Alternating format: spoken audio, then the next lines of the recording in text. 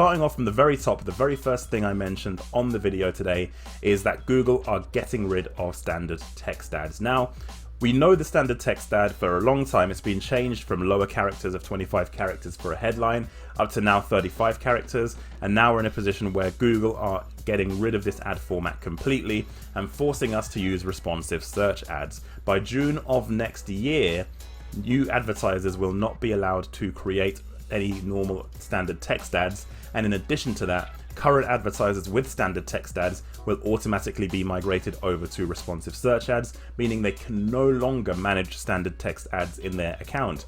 So it might seem like it's quite far away in terms of June 2022 when this is happening, but changes are already being made in Google Ads accounts to make sure Google forces people to use responsive search ads. If you go into Google Ads and try and create a new ad, then you will see that responsive search ads is the only option in most accounts now. So why are Google doing this? Well, the reason is, of course, that responsive search ads in Google's eyes, based on the data they probably have, says that they're going to provide better results for advertisers than standard text ads. Now, is this the case? Well, personally, in campaigns I've run, responsive search ads don't always do the job. Sometimes they do, sometimes they don't. In all honesty, it's about 50-50 for me. Let me know in the comments whether or not you think responsive search ads are for you and whether they're working for you at the moment.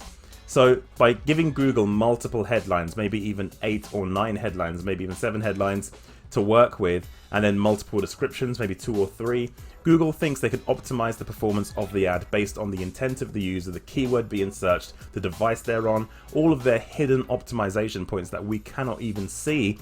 Google thinks with the right combination to the right advertiser, it's going to work better for your campaigns. However, I know from examples and experience that that's not always the case, and there is sometimes key information you want to get into your text ads. So what can you do about it? Well, let's take a look. Firstly, I always say this: test, test, test. Have a look. Find out if responsive search ads will work for you.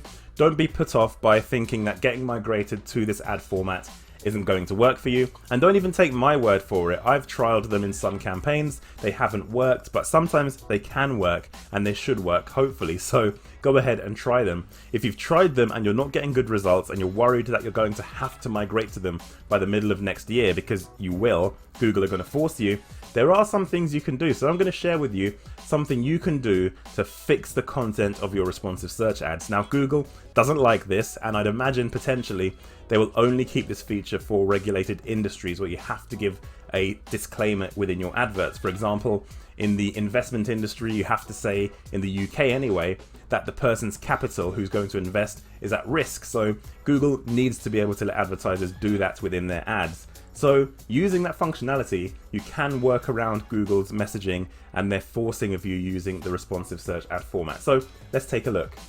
So when you log into Google Ads, click onto the campaign you want to edit the responsive search ads for, and then go into the Ads and Extensions tab, and then click on the plus button, and you'll see, as I mentioned, your only 2 options are responsive search ad and call ads, which allow you to make a phone call through your advertising. So you can see Google have got rid of the standard text ad already, even though you can manage them. You can't create any new ones. So click on responsive search ad and choose the ad group you want to create the ad in. Once you're in, what you will see is quite often, if you haven't got an ad already, Google will already start populating your content. So you can see here, Google have already suggested a bunch of headlines and descriptions based on my existing ad content already. So it saves you a lot of time and effort to migrate to this platform and this system, which is good. That's a very good thing Google have done to save advertisers time. Now, say for example, I know for sure that this line here, we've helped 40,000 customers, is going to work really well for me. It's worked in all of my previous A/B testing in my text ads, and I want to make sure it stays in my ad, and I don't want Google to override this.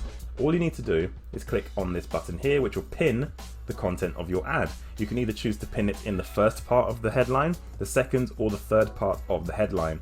So say for example, I always want to put it in the second part of the headline because I think it will perform best there. I've now pinned that content to the ad. Now, of course, that's been pinned, but I've still got 2 slots already as well. I can also pin content to the first part and the third part of the headline as well. So say for argument's sake, I wanted to keep the ad format of this line being the first headline. Click the pin button, position 1, click the pin button, position 3. Now the first 3 headlines here are going to make up my ad every single time. They've been pinned in place, and that is a good way to override the new change Google have made to their ad formats. Google doesn't advise this. I don't advise it if you haven't tested using responsive search ads yet. Let them run, see if you get better results. But if you do get bad results and you want to pin your content, you can do it like this. Same applies for the description. You can pin descriptions as well. You can show them in position 1 or only in position 2, so you can pin specific descriptions as well. Now, one thing I will say, it's not happened in this example, and possibly because this is an expired ad account that I'm using as an example, is that sometimes when you change these pieces of content and pin ad content, you will find that this ad strength score, which is a score Google gives you based on what they think the quality of your ad is when you add enough headlines and descriptions and use popular keywords, it can drop down to poor because Google doesn't want you to do that. So it's not happened on this example, but it can happen, just to make you aware. This score is not your quality score. Your quality score is made up of different components. It's an indication of Google what they think of your ad. Now, this could tie into their ad quality in the background. No analysis has been done in this area, but it's just to make you aware that your ad strength score could decrease. Whether or not you care, doesn't matter. I wouldn't care necessarily if mine decreased if I was getting good results on the other side.